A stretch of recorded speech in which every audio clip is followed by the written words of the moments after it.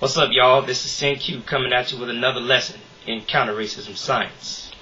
Once you start to study the words that you use and eliminate the words that promote confusion, you can really start to see what you are looking at.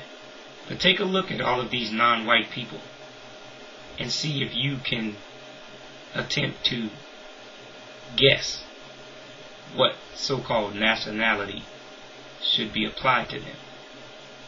Non-white people are people who have been classified as non-white and or who generally function as non-white in their relationships with each other and with people classified as white in all of the 9 major areas of activity, including economics, education, entertainment, labor, law, politics, religion, sex, and war. Practice recognizing, knowing, and understanding all words which have no simple and or clearly defined meanings, especially when such words are used by any people directly or indirectly associated with any social material system dominated by white supremacists, racists.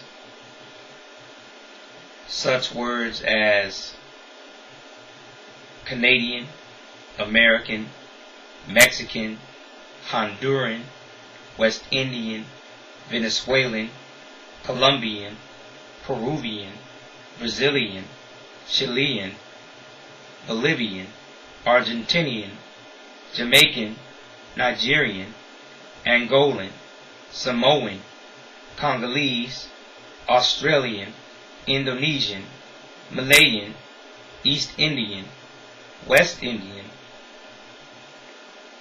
Chinese, Japanese, Korean, Filipino, Asian, African, African American, Sudanese, etc., etc. These words oftentimes are used in a manner that confuses us as to what we're looking at. I say that the correct and proper word to use to describe such people, as long as the system of racism, white supremacy is in existence, should be white, non-white, and racist white supremacists. Speak and or act to promote the use of the terms victims and or victim of racism to describe any person classified as and or who generally functions as black and or non-white. Reasons, explanations. Since large numbers of white persons insist upon practicing racism as functionally related to color or non-color in people, and since no people called black are subjugating people called white, it is correct to promote the terms that best describe the truth.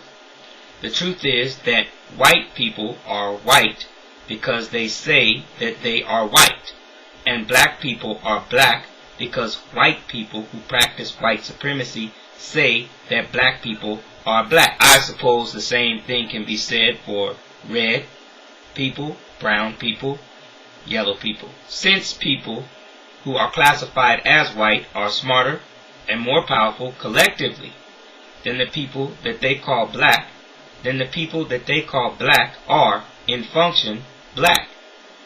It is the smartest and most powerful people who decide the names for what is called color, and it is they who decide which color or non-color will have which name.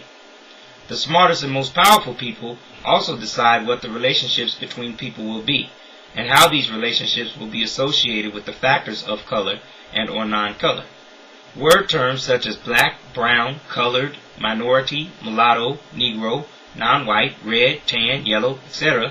can and do promote great confusion when used in a manner that is not carefully and directly employed in a fully explained connection to white supremacy racism. This is extremely important to remember because these terms owe their existence to white supremacy in the way that they are used in reference to victims of racism, non-white people. For these reasons, when speaking of any matter involving so-called racial factors, it is best to use those terms which are generally best understood as well as accurate. Examples of the best terms are as follows. Racists and or white supremacists equal any and all people who call themselves white and who on that basis directly or indirectly practice subjugation of and or injustice against any and all people that they, white people, classify or treat as black and or non-white. Victims.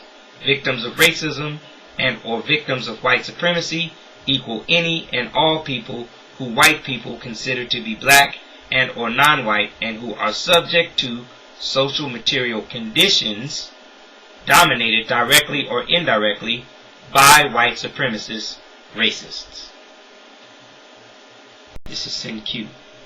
Stay strong in the struggle.